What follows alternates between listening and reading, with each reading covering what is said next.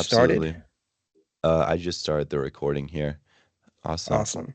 I'll send out Okay. another blast since a couple people left to hopefully get some back. Okay. No worries. We will get started though. Um, so allow me to introduce our speaker. Um, we actually learned from we sent out a survey the other day, and one of the key pieces of feedback that we learned is that many of the audience members actually preferred we give a little bit more of an in-depth introduction so that they have an understanding of who our speaker is, what their contributions are. So I'm just going to give an intro, and I'm Zach. Sorry, the yeah, doorbell went. I need to go answer it, and I'll be right back. absolutely, absolutely.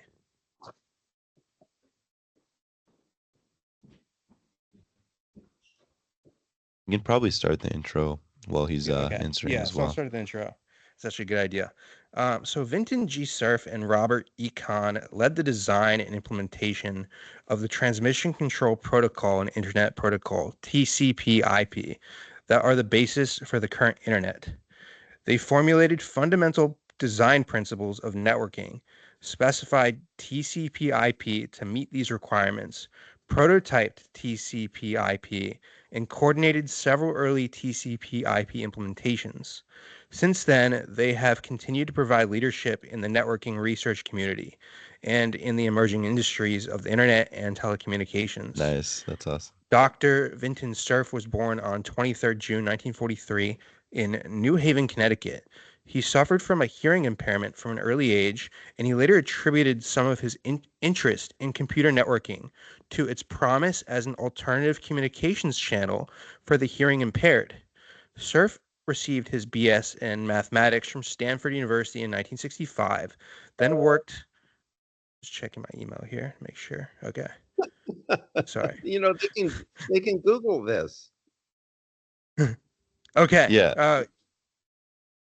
Yeah. So yeah, you guys can Google this if you have further questions.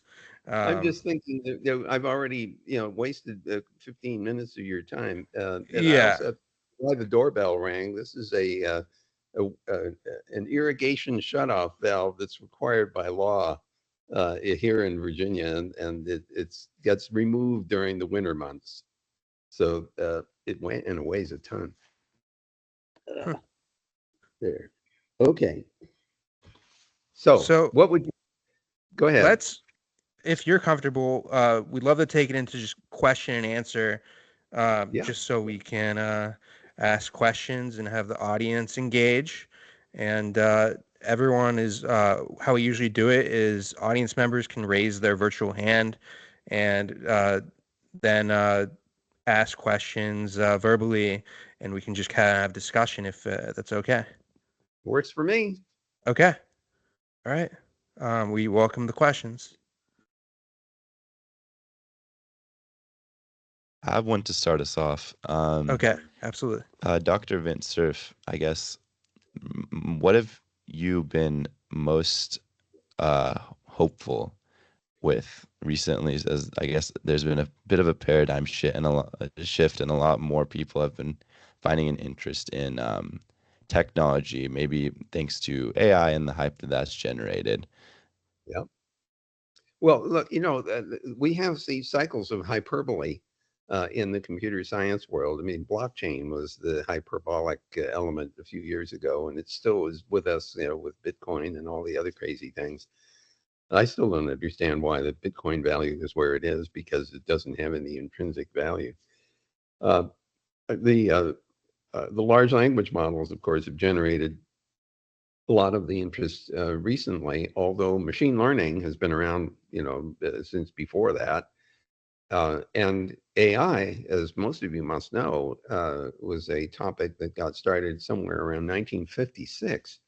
If I'm remembering correctly, there was a meeting of a collection of interested parties way back then talking about computers and what we might be able to do with them. And of course, as some of you may have read, if you don't remember, many people considered computers to be giant brains. That was the rubric of the 1950s. Because we know better now, computers are artificial idiots, basically. which is what AI stands for, in case you didn't know that. The hyperbole at this point is not totally unjustified. The large language models are showing pretty remarkable capacity to recall information and to synthesize information.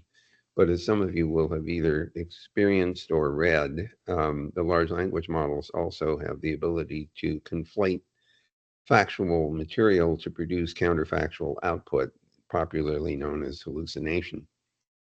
I think that we are still far from fully understanding the mechanics of these large language models, but they demonstrate such promise that there's still a great deal of enthusiasm for trying to figure out how to make them work well. The most recent developments are simultaneously, I would say, very exciting and also a little scary. And that's the making agents out of these large language models, giving them the ability to take action on the World Wide Web or through the World Wide Web or with each other. That's very attractive because it might let you get a whole bunch of things done in a relatively automated way. Some even relatively simple things like making a restaurant reservation or ordering a meal or arranging for travel, for example, hotels, flights, rental cars. The scary thing about that, of course, is that if these models make mistakes, as many of them do, they may actually make an arrangement for you that will surprise you, and maybe you won't notice the surprise until you're actually in the middle of it all. And when we start thinking about much more high-risk applications like medical diagnosis and treatment or financial advice and the like, we should be very thoughtful about our responsibility in the computer science world to make these things usable in a safe way. So I think there's a big challenge here and also a big opportunity. If I could mention that machine learning is a broad field, the large language models are a subset. Some of the machine learning tools that we use at Google have worked extremely well for us. One of them is used to control the cooling system of the data centers, and it saved 40% of the power required to cool the data center, and that was very attractive. We've also used the same technique. Wow. Oh, that's my mobile phone going off. I'll ignore it for now. The other thing that we've used it for is protein folding. Some of you will have read about DeepMind and the AlphaFold application, which allowed us to see what the structure is of proteins. They managed to create a catalog of some 200 million possible proteins produced by human DNA. So these are applications that are really quite powerful. We still have to deal with the potential risks associated with medical diagnosis, for example. So people who are offering applications like this, I think ultimately will be required by regulators to demonstrate that they have that the providers of these services have taken steps to protect the safety and security of the users of those applications. So I'm pretty excited about all that. I think, as I say, the hype is a little over the top, but some of it's justified. And then we have a question. Parsa, did you see like the order of? Yep, we have a question from Mainak Chowdhury. Feel free to talk it. Right. Dr. Cerf, thanks for taking the time. I'm actually curious, as one of the as the designers of one of the foundational technologies for the internet, what is your take on these different waves of the World Wide Web? I mean, Web 1.0, Web 2.0, Web 3.0, and I don't know if there's a Web 4.0. What do you see that being? Well, actually, I don't think there ever was a 1.0 either. Tim Berners-Lee doesn't use Tim doesn't use that terminology, and I don't blame him. I think of them as being what I would call marketing labels. But in theory, I think the intent was that 1.0 was sort of the web as a presentation tool, the formatting of text and imagery and so on. And Web 2 was a more interactive kind of thing. that we have been using, to place orders and do transactions and the like. And I think Web 3.0, I'm not so clear about, but I will say that what we are experiencing right now is an interesting evolution that Bob Kahn and I wrote about in 1988, before the World Wide Web came along. It was literally even before Tim Berners-Lee started work at CERN on this concept, which he started in '89 and then released in December of 1991. In 1988, we prepared a document that described what we call the world of nobots. We thought of knowledge robots as pieces of software that could move around in the internet and take actions on behalf of the person who released the knowledge robot. We even thought about the possibility of the robot cloning itself in order to do multiple things concurrently. And we had a notion of a language that the nobot would use to discuss with a concierge, like a hotel for nobots. You show up at the hotel, you talk to the concierge to find out what products and services are available to you. So we imagined a language that would facilitate that. And so we get all done, describing this interesting idea of mobile software. And that same year, the Morris worm gets released and it destroys a whole bunch of Unix machines.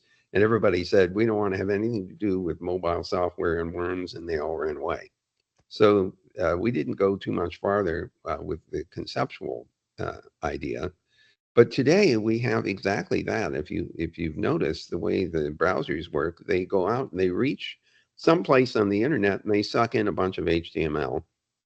And then they interpret it, and as everyone should know, HTML5, current version of hypertext markup language, is essentially a Turing complete programming language, so you can actually make things happen within that context. You can execute things.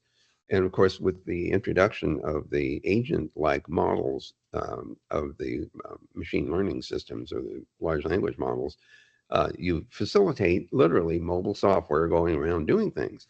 So in a very funny way, that 1988, let me call it imagination rather than vision necessarily, has been realized in an interesting way. So my thought right now is that the World Wide Web continues to evolve and ingest new kinds of capabilities in the same way that the internet itself has done. All of you know it's a layered architecture. And there's freedom in the design to create new protocols at any one layer and also to create new layers, which is what Tim Berners-Lee did when he introduced HTTP as a layer on top of TCP/IP.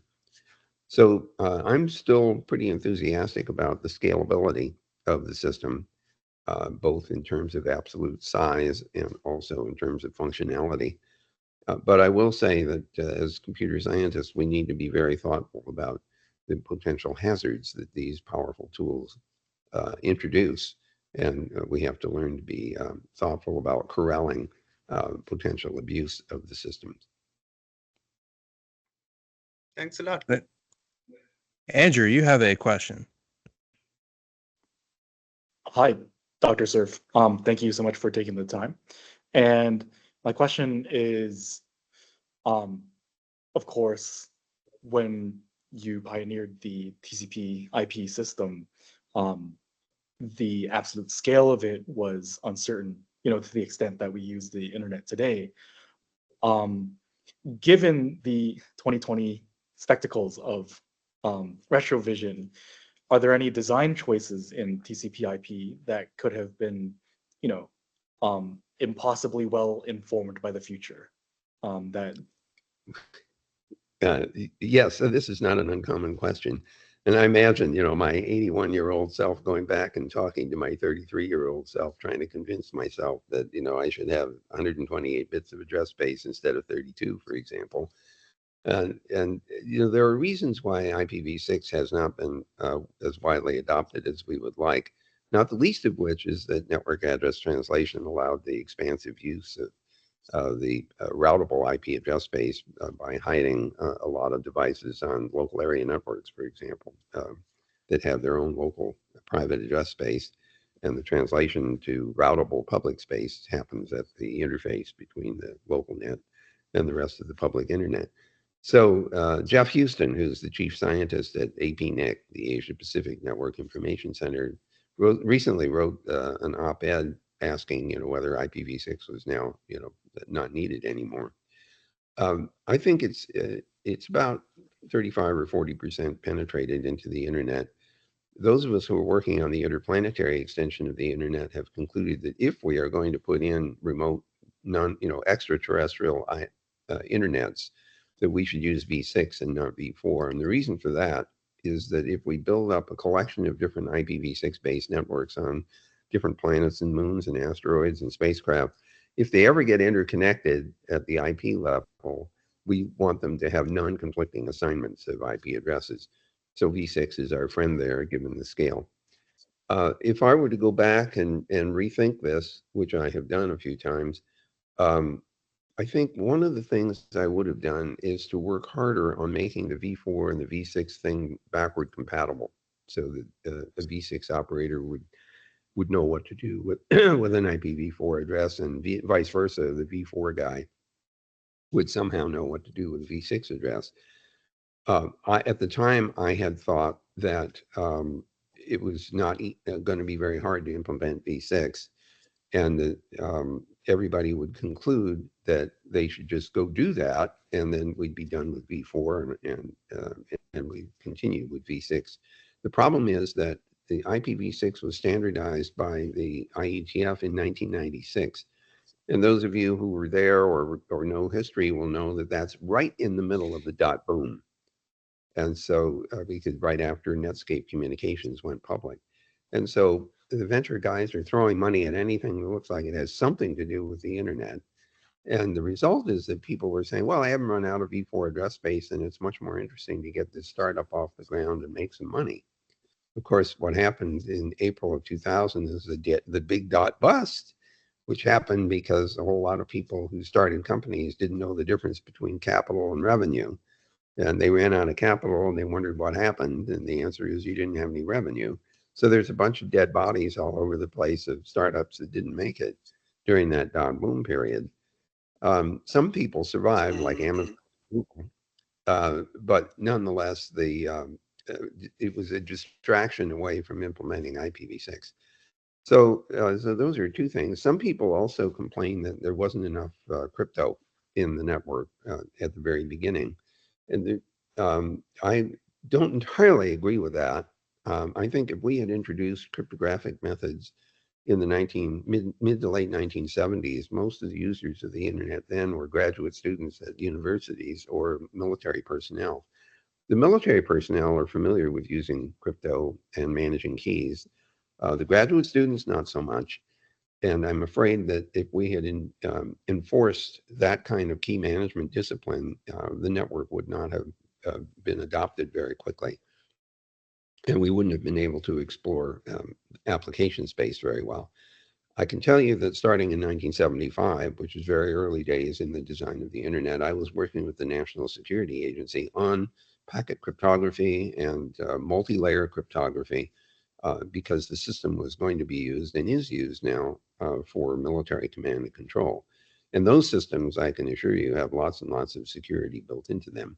So it's not like we ignored the problem, especially after the introduction of public key crypto, which arises in 1976 with Whit Diffie and Marty Hellman, and was invented even before that in 1974 by GCHQ, the UK equivalent of NSA.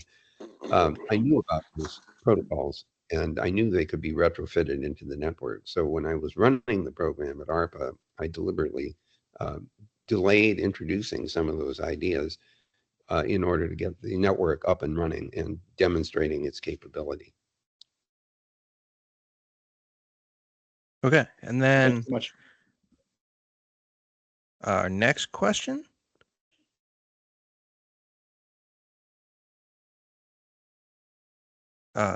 Omar? Yes, thank you. Dr. Cerf, thanks for taking the time today. Two questions. One of them is meant to be humorous. Do you ever use the fact that you're one of the fathers of the internet to win arguments in your personal life? because I definitely would do that. And then the second question is, outside of AI, what advances in technology do you foresee and makes you excited about the future? So, in the early days of all this, when Bob Kahn and I were working on the design, we published a paper, as many of you know, in 1974 on the IEEE transactions on communications. And the fact that we made the design public was very deliberate. We were trying to figure out who should know about how to implement this stuff, remembering that this was intended as a basis for the command and control network for the U.S. Defense Department. We knew that the allies would need to know how to do this so everything would interwork. And we said, we don't know who our allies are going to be 25 years from now. And so the best thing to do is just release this publicly and not to patent it in order to avoid any friction for adoption of the technology. So that's why we published the paper openly, and that's why we didn't patent anything. So you might say, looking back though, I had not anticipated the monetization of IP address space. And if I'd been smart, of course, I would have imagined that and assigned myself a /8, which today would be worth approximately $800 million, in which case I would be addressing you from a private island somewhere in the Pacific Ocean. But I didn't do that, and I consciously didn't try to monetize my personal interest in any of this, because I was afraid that if I did that, for example, if I started a company and I continued to lobby for the adoption of TCP/IP, people would see that as self-serving, and they might reject the adoption because of that. And I didn't want to risk that. So I deliberately stayed away from monetization. I'm not complaining. I've ended up at Google. Google's been very kind to me. So I'm, I don't regret that, except maybe the /8. That really would have been an interesting hack. But it didn't occur to me that IP addresses would have value in that way. And today they are, because V4 addresses are scarce. So the second question you asked was, what's coming in the future? We've already talked a bit about AI, about which I have some real enthusiasm, although there's some skepticism as well. I alluded to the interplanetary internet. That's going very well. We started the work at the Jet Propulsion Laboratory in 1998. It now involves collaborative work with ESA, JAXA, Qatari, and NASA for major space agencies around the world. We have the interplanetary chapter of the internet, the IPN SIG, and that group is implementing and testing the bundle protocol suite, which is the protocol suite that we use for deep space communication. TCP/IP doesn't work very well with a 40-minute round trip time between here and Mars. DNS is a little delayed, and there are other problems. So the interplanetary work is exciting. There's another organization that I chair called the Interspecies Internet, and that group has been looking at how to use the internet in order to facilitate the interactions between non-human species. The idea here is to give those species some agency, the ability to, let me use the word, emit signals as opposed to using language. There's a lot of controversy over whether non-human species have language, but they clearly have signaling capability. They have alarm calls. They have other kinds of ability to somehow signal each other, even if we don't care to call that language. And so I'm very excited about that, partly because I think humans would benefit from knowing more about how non-human species are interacting. And of course, the large language models and machine learning tools are starting to help us correlate signaling from non-human species and what's actually going on so as to interpret the semantics of the signals.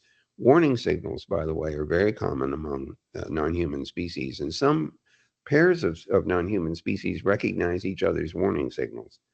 So that's an area of real interest to me. So that's an evolving activity. I guess the other thing that I would observe is that the notion computational X for almost every value of X, whether it's biology or physics or chemistry or something else, is becoming a critical element of almost all science. You just saw what happened with the Nobel Prizes. The Nobel Prize for Physics went to Jeff Hinton, and the Nobel Prize for Chemistry went to two of our employees at Google, at DeepMind. That just underscores the power of computing and the kinds of tools and mechanisms that we now have at our beck and call. I'm very excited about putting those computers to work in such a variety of different fields. And I think we're just at the beginning of what we can do with some of these very powerful engines. So that's why I'm still very much enthusiastic about computer science and computer networking. Nikos, you have a question? Yes, thank you, Dr. Cerf, for being with us. I guess you already touched upon some of the aspects of my question, but my question is that looking into the past, the internet has for sure made a huge impact, more than I can describe. But looking to the future, what do you see as the future of connecting people? What will come next? And in particular, with regard to networking, you already made a few points, but do you see networking being a supportive technology only, or should we expect more major breakthroughs in the networking domain? So I think there are probably some interesting breakthroughs that are underway. One of them is in the sensor world. Sensor technologies are starting to allow us to capture the real world around us. And so you hear people talk about and experiment with augmented reality. For people who are blind, for example, the ability to see for them and to describe for them where they are or what they're seeing or warn them about that possible hazard. Those kinds of things, I believe, are reasonably predictable over time. I'm also seeing some very dramatic possibilities for let's call it electroneural interfaces. To be specific, my wife has 2 cochlear implants, and that was successful because we learned how to understand the way the brain interprets the neural signals that it gets from the inner ear. And we are also learning how neural motor signals are interpreted that cause our limbs to move. Um, we may also be able to build bypasses. So let's say you have a spinal injury and you lost the use of your legs or arms or something. I think we're very close to being able to build systems that will relay those signals around the damaged part of the spine and recover limb capability, mobility, and facility using this kind of relay.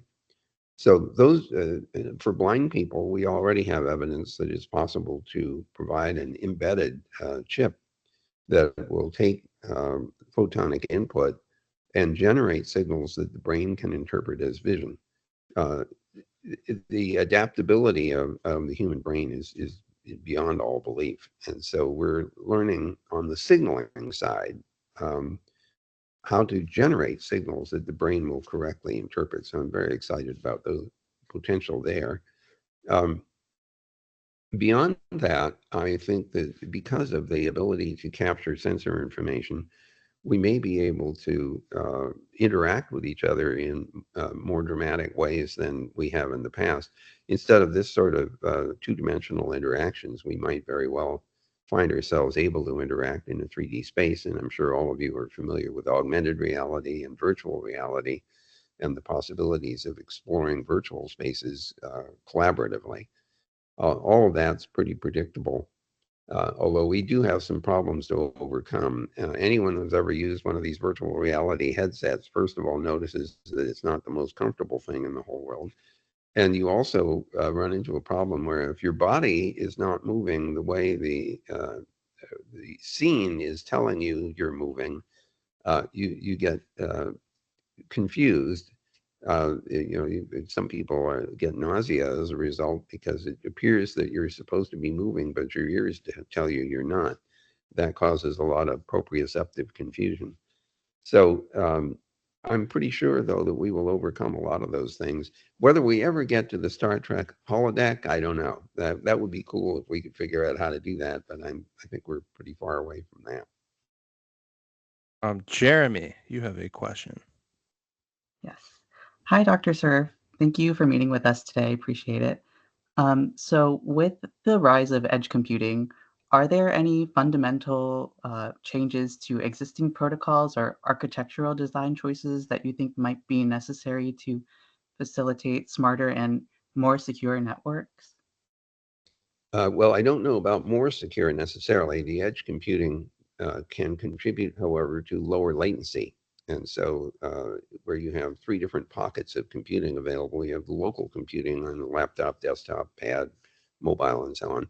Then you have edge computing, which is not very far away in time, that allows for rapid interactions to occur. And then there's the cloud computing, which is more distant in some sense, both in space and probably in time. So the edge computing is likely to give us a lower latency opportunity for certain kinds of applications. Whether it gives us additional security is less clear to me, because every time you stick a computer somewhere, you stick a bunch of vulnerability. So it may open up opportunities for interference as opposed to improving security.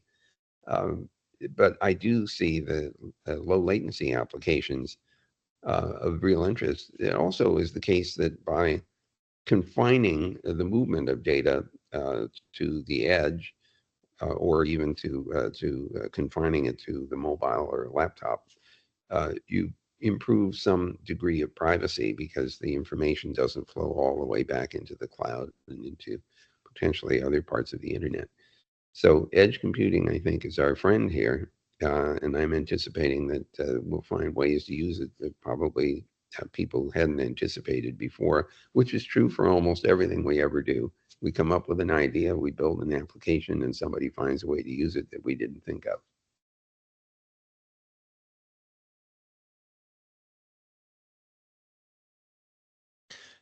Thank you, Dr. Cerf. I had a question, if nobody else has one right now, that I would like to ask.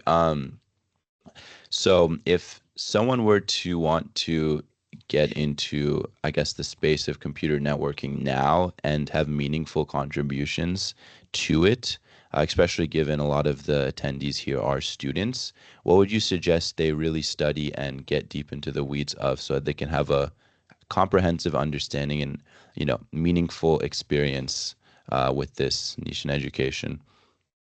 So first of all, people come and they say, what should I study? And I tell them astrophysics. And the reason is very simple. It turns out that in 2024, we know less about the universe than we thought we knew in 1924, 100 years ago. Back then, we actually, even a little more than 100 years ago, the Newtonian universe was turned upside down by Einstein in 1905. And we introduced quantum theory and relativity theory. And then, of course, Einstein gets kind of blown up by the quantum theorists. And today we know about we have some understanding of about 5% of the universe, namely matter and antimatter. We don't understand what dark energy is, and we don't understand what dark matter is. We've just given them labels. So if you go into astrophysics, the chance of getting the Nobel Prize is really high, because we don't know anything.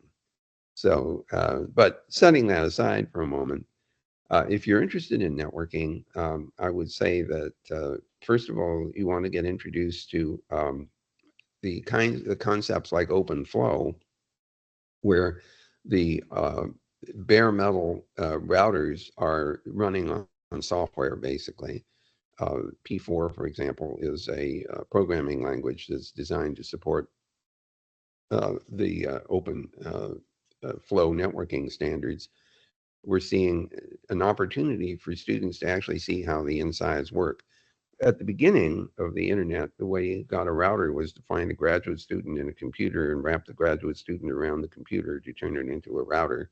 But we ran out of graduate students, so companies like Cisco and Juniper started building routers for sale. But when they did that, they made the software proprietary, and they didn't share the software. So there's a generation of students who didn't get exposed to the inside guts of routing, but now that's more open because of the open flow ideas. So that's one opportunity. The second thing, which is also quite open, is in the interplanetary space.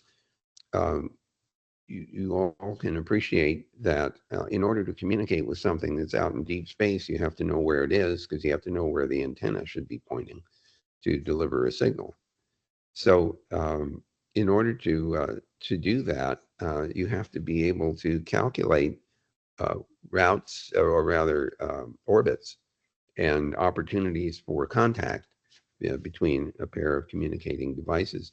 The IETF is in the middle of building what's called time-varying routing, which is an example of the kind of thing you end up having to do in deep space, because the connectivity varies with time, and the opportunity for communication will vary with time.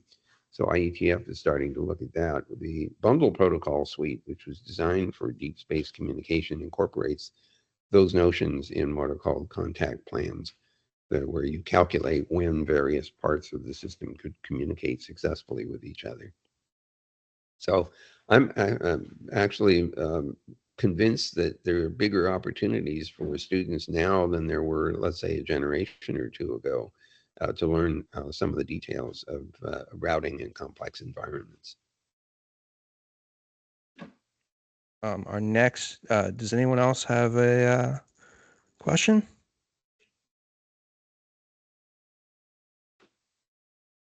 Can you hear me?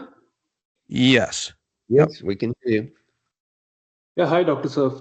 Thank you so much for taking the time. So coming back to Earth, I had one question. So you touched upon how a human-to-human communication can be improved, or how you see that.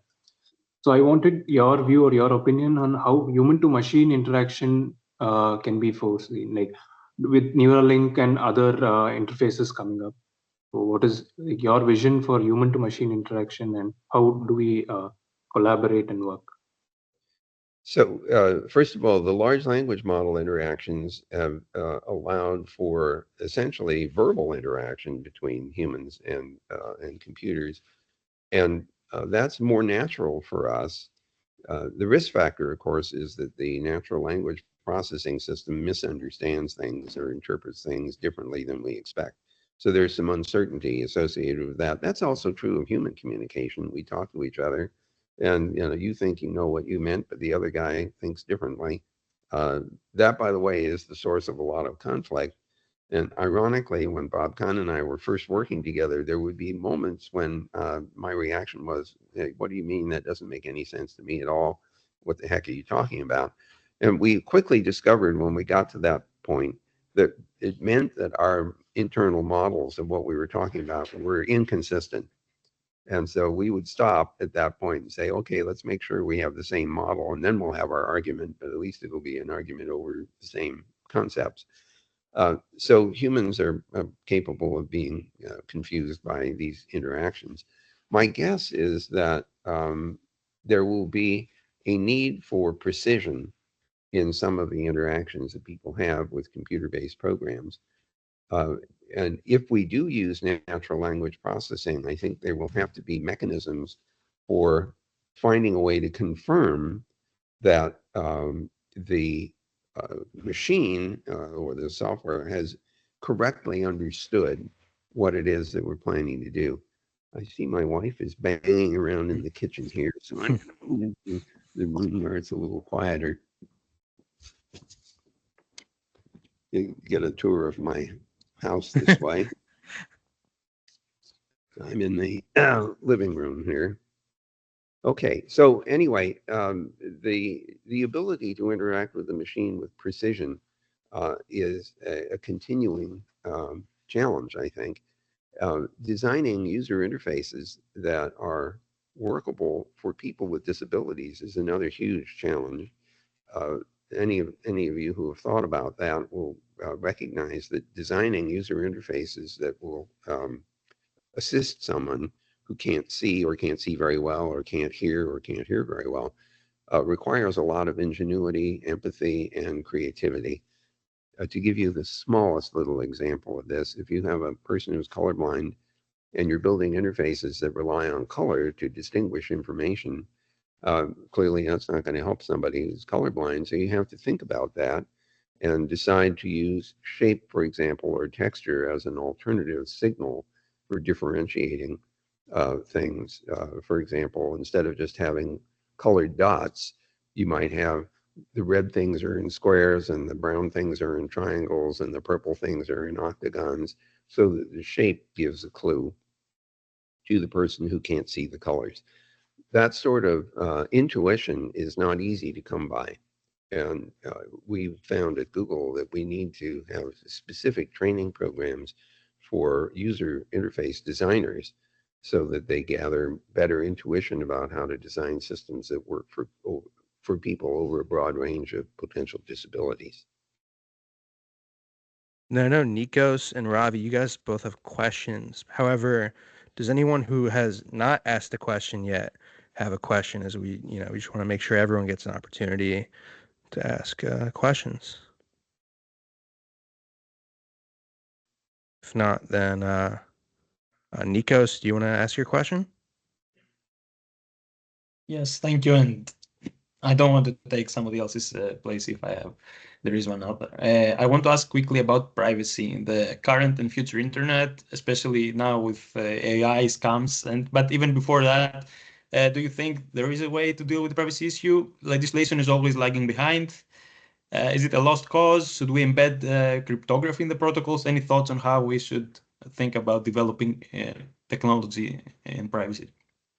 Well, certainly the IETF has worked very hard to introduce cryptographic opportunities in a variety of places. The big push for Let's Encrypt and the big push for HTTPS is a good example of that. However, I would say that we can overdo privacy. And the thing I worry about is accountability. For a long time, I was very comfortable with the idea of anonymity and giving people freedom to say what they wanted to say without necessarily fearing retribution. But this same privacy shield, if you like, also has allowed people to do harmful things online and not be held accountable. So I'm coming to the belief at this point that we need to incorporate not only rules about privacy, but rules about accountability. This is difficult in the online environment, partly because the internet is global in scope. And so parties who are doing harmful things could be in one jurisdiction and the victims in another. This is not the first time that's happened, but it is almost unavoidable because the internet was designed to ignore geopolitical boundaries. The IP address space does not know about geopolitical boundaries. The domain name system knows something about them because we have what are called country code top-level domains like .us and .fr and .de, but we also have generic domains like .com and .net and .org. So the top-level domains are not bound to geopolitical boundaries. And oh, by the way, those change over time anyway, so that makes things even more complicated. The result of all this is that we need international agreements about law enforcement, about the capture of digital evidence, the preservation of the integrity of digital evidence, and all of those require treaties. And there are some. One of them is the Budapest Convention, which is some years old now. And more recently, literally this year, there's been a cybercrime treaty that's been agreed by some. Not everybody has endorsed it yet, and maybe they won't. I mean, there are pieces of that proposal that might not be accepted in all jurisdictions. But nonetheless, I think that there is real need for accountability in this online environment. When we were first designing the internet, we were all focused on just trying to make it work. And I think most of us were engineers anticipating the great things you could do with it. And we didn't anticipate all the bad things you could do with it because that wasn't our objective. But unfortunately, once this gets into the hands of the general public, there are bad guys out there and they know, and they're smart enough to know how to use this for harmful purposes like ransomware, for example, or malware attacks or denial of service attacks or other kinds of things. So we're confronted with a sociological problem which is not necessarily solvable by technology. It has to be solvable by legislation, by regulation, and maybe even by finding ways of shifting public opinion so that good behavior is rewarded and bad behavior isn't. Think about seatbelts and smoking as an example of shifting behavior of the general public. Maybe we need to see something like that happening in the internet environment as well. Moises Campos, you have a question? Yes. Thank you. So, Professor, You mentioned some advances in physics. Any thoughts on any particular case like quantum computing or things advancing in network security that you're keeping an eye on, or anything that will Yes, advance in the next few years? absolutely. At Google, and this is probably true from some of the other cloud providers, we developed a kind of confidential computing capability. All that means is that you can deliver a piece of encrypted code to one of our computers, and the keys are unknown to Google. It's known to the particular processor, but it's buried inside of a trusted module, which we have no ability to get to. And so the idea is you can encrypt the software and the data, send it to a particular server or a collection of servers on the cloud, decrypt it while it's in execution, and re-encrypt when it's stored in local memory or when it's transmitted back to the user. So this kind of protected computing is becoming feasible. The second obvious thing that's happening has to do with quantum computing. It's not general purpose computing as far as I am aware. It works well for certain kinds of applications. Emulating quantum processes using the quantum computer works very well. It's not too different from the 1950s analog computer that literally represents, let's say, the Navier-Stokes equations in the hardware, and you hit it with a particular parameter, and you watch the thing settle into some particular state, and then you read the output. So quantum computing is going to be a powerful tool for certain kinds of applications. We've already seen what's happened with new hardware for machine learning training, especially. At Google, we have devices that are called TPUs, or tensor processing units. We're up to version 5 now in terms of very, very high-powered matrix computations that are used to do machine learning training and inference. So those are two examples of important new developments on the hardware side. And then, Dr. Cerf, I just want to be mindful of your time because I know that we're now approaching the end of the hour. Do you have more time for questions, or I owe you some more time because I okay? late. I just wanted to make sure. Okay. So next, if no new students have questions, Ravi, you can ask a question. Yes. Thank you. I'm sorry. I really appreciate your time, and I just want to touch on the quantum computing and the treaty. My just two questions, and then I'll let you be. I just want to follow up on what you were saying about the Budapest discussion. So, are there discussions in the context of the Budapest discussion on the international treaties? Well, do you know if they're discussing about accountability? I'm asking because you had mentioned that accountability. You're worried about accountability in addition to privacy. That is my first question. My second question is on the subject of quantum computers. If they become more and more prevalent, like, will it be the same as it once was? Like will the TCP/IP protocols be the same, or? Okay, so no change. Do you have any thoughts on that? Those are the two questions I have. Thank you. Okay, thank you. Well, just the second question is easy to answer. Quantum computing doesn't do anything to TCP/IP. Those are disjoint.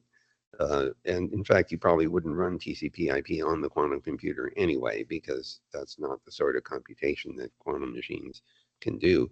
The quantum machines are good for applications that are either emulating quantum effects or are doing things like Shor's algorithm, which might let you crack the RSA codes that are dependent on factorization for their work factor. I was just out at NIST, the National Institutes for Standards and Technology, earlier this week, and we reviewed the new protocols or the new algorithms that are going to be used for cryptography, either for digital signatures or for the transport of symmetric keys using asymmetric cryptography. The quantum computer is a threat against the cryptographic algorithms that depend on factorization for work factor. If it's easy to essentially factor the products of very, very large primes, then you'll break RSA and the other things that depend on that. There are new algorithms that are, most of them are dependent on lattice mathematics, which doesn't have this weakness to Shor's algorithm. And there are some other non-lattice calculations as well. We're looking both at encrypting things for transfer, secure transfer, and also for digitally signing things. So those are different manifestations of the new algorithms. So so I don't expect any real change to TCP/IP anyway. With regard to accountability, the Budapest Convention and the more recent Cybercrime Convention, in some sense, are all about accountability. They are about holding parties accountable in different jurisdictions, agreeing on what is considered, criminal, and then agreeing to exchange information or to undertake to support prosecution. These things often include some discussion about the preservation of the integrity of digital evidence. Here, digital signatures are potentially your friend. It's important, of course, that the digital evidence not be tampered with for the same reason that you don't want tampering to happen to physical evidence. The problem with tampering of digital evidence is that it's more easy to tamper with it unless you use cryptographic methods like digital signatures in order to assure that the digital materials, the digital evidence has not been altered by a third party. So there is serious concern and interest in and effort towards holding parties accountable. There are differences of opinion about what's criminal, however, and so that leads to some potential conflicts where country A says so-and-so is doing something in your country which is harming us, and country B says, well, but whatever that person is doing isn't illegal here, even if you think it's illegal in country A. So there will be tussles over how to cope with these disparities in criminal treatment. But I think there is a broad consensus for quite a wide range of bad behavior, fraud, for example, or child pornography, or other things along those lines. And it could very well be that things like denial of service attacks and spread of malware will be agreed broadly to be unacceptable and therefore prosecutable. But there are bound to be places where we don't agree, and that's where tensions will arise. It's nothing new under the sun. Those problems already exist, and that's what diplomatic relations are intended to help solve. Where country A says country B ought to be cooperating with us, but they're not. I actually have my own question, which is it actually kind of ties to Jeffrey Hinton's work. We actually have Hinton coming on next week, and it kind of deals with like the computing resources. So like one of Hinton's main arguments, to my understanding, is that he wants these large companies such as Google or various companies that are utilizing AI to use. He says computing resources is the key word, in that using a third of computing resources, at least a quarter of computing resources for safety do we know what kinds of measures the United States federal government is taking to watchdog these organizations from the significant safety hazards that are quite possible in the future? And so the answer is yes. The White House has issued a fairly extensive report on this topic, and the National Institutes of Standards and Technology is where an AI advisory panel is being set up. along with AI research operations. So either funded with internally at NIST or externally at other places where these kinds of research can be undertaken. I think the point is that it is desirable that none of these technologies be used in harmful ways. And not only do we need to find a way of monitoring potential abuse, but we also need to find ways of designing and building the system so that they tend not to produce counterfactual output, not to produce potentially harmful behavior. Misinterpretation of medical images is a good example of that. Some of you will know about a company called Intuitive Surgical, which makes a robot that assists surgeons in operation. It's called the Da Vinci robot. You can imagine that if there's software involved that controls the instruments that the surgeon is using, you need to scrutinize that software within an inch of its life to make sure that there are no circumstances under which the operating robot goes crazy. None of those are automatic as far as I'm aware, although there is some increasing interest in, I would say, relatively low risk kinds of automation. For example, sewing the patient back up again might have some automated capability to it. Doing heart surgery, not so much, although there are quite interesting treatments today that are less invasive than they used to be. An example is the introduction of a stent into an artery. A stent is simply a wireframe thing that expands the artery where it may have been narrowed by plaque. The ability to insert that through, let's say, a small incision in an artery in the groin area, and then feeding a tube with the stent on it through the artery, and then expanding it at the destination, is normal surgery today. And it's Anyone it's else who wants to show face? If you could, I'm sorry. What was? Yeah, let's try to mute that. Yeah, I just muted. Sorry about that. Well, the point is that these techniques are becoming normal outpatient operations, which is it would have been just completely unbelievable even 10 years ago.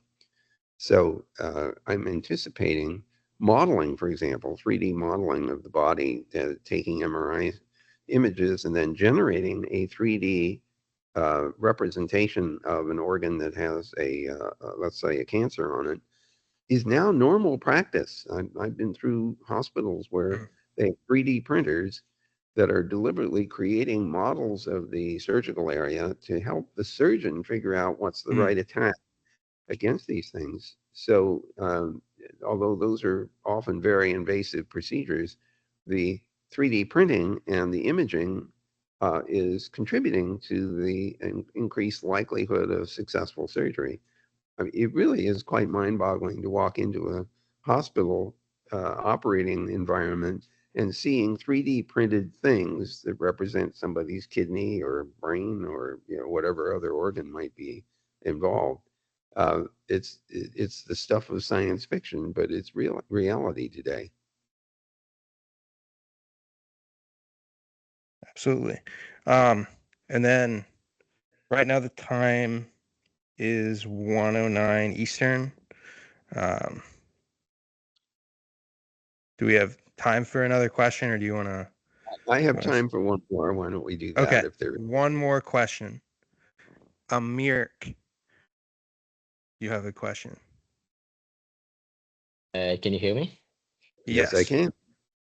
Hi, thank you for your time. I want to ask about regulation. You can see like with this entire talk was about new technology, and we can see how technology changed society. We can see all the risk factors. Who do you think should lead regulations? Because we see that companies like Google and Facebook and all those companies are against regulations. We see that the public is like it's overwhelming all this technology, so he's not really aware of the risks. And what do you think it should go? So actually, Google is not against regulation at all. What we would prefer, though, is that the regulation be as uniform as possible, as opposed to having 193 different regimes with different regulatory requirements that we would have to try to satisfy. That leads to fragmentation of the services and the products that we try to offer. So if there's common agreement about regulation, it's actually helpful to the companies that have to abide by those regulations. So we're not against the regulation, but we are, let's say, we encourage commonality, which is why these various major agreements are theoretically helpful. There might be bits and pieces of the regulatory framework that we didn't agree with, uh, but I would say on the average, we would prefer a commonality to a fragmented regulatory regime. My question was a bit different. I'm not saying that Google is against regulation. I'm saying who should push for regulation, because do you think technology companies will push? Well, many of the large companies have said that they would like to have regulation and they'd like guidelines rather than trying to guess what would be acceptable and what isn't acceptable. It's much more helpful to know what the rules are. We might argue about which rules are adopted and argue in favor of one kind of choice or another. But the idea of having commonly agreed rules that we can all abide by, it makes a lot more sense than having a very fragmented environment.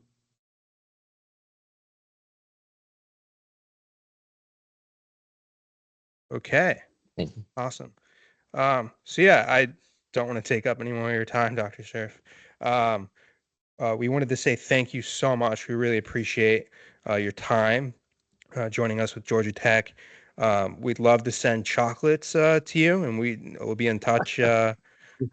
Wait, time out. With regard to chocolates, I love chocolates, but this is the day after Halloween, and we had very few visitors, and I have a giant pile of stuff. Oh yeah. Yeah, so I'm going to bring some of that into the office, but I'm afraid everybody else is going to do the same thing. Yeah. So don't feel compelled to send chocolates right now. Okay, absolutely. Our team will get creative and we'll think of. Listen, just first, your forgiveness for being late, I appreciate, and second, the fact that that we had a conversation which I hope you found interesting. I certainly enjoyed the questions that were asked. And I have to tell you, the online master's degree program at Georgia Tech is one of my favorite examples of people doing something right when it comes to scalability of online learning. That's Dr. Gulio for you. So it's his baby. Well, as you know, that he and I have known each other for quite a long time. He's on the Marconi Society board, which I chaired for many years. He's now the vice chairman. And we just had a lovely reunion in Bologna, where we celebrated the 150th anniversary of Marconi and also the 50th anniversary of the Marconi Society here in the U.S. So it was just a remarkable gathering in the Palazzo in why am I drawing a blank, in Bologna. And I can tell you the food was great, but then Italian food's always great. Cool. That's awesome. Thank you so much, Dr. Cerf. We really have appreciated your time here. And again, everybody, thank you for coming and attending this talk and for all of your great questions. We had a really great discussion here between everybody. And then please, everyone, do our survey so that we can get feedback on how we're make doing. This better and get a round of applause for Dr. Cerf. We have round of applause, everyone, from the chat as well, from everybody. It's really been a great talk. Thanks so much. See you on the Thank net. you. Bye. Yeah, take care. Bye-bye. Bye, everybody. Thank you.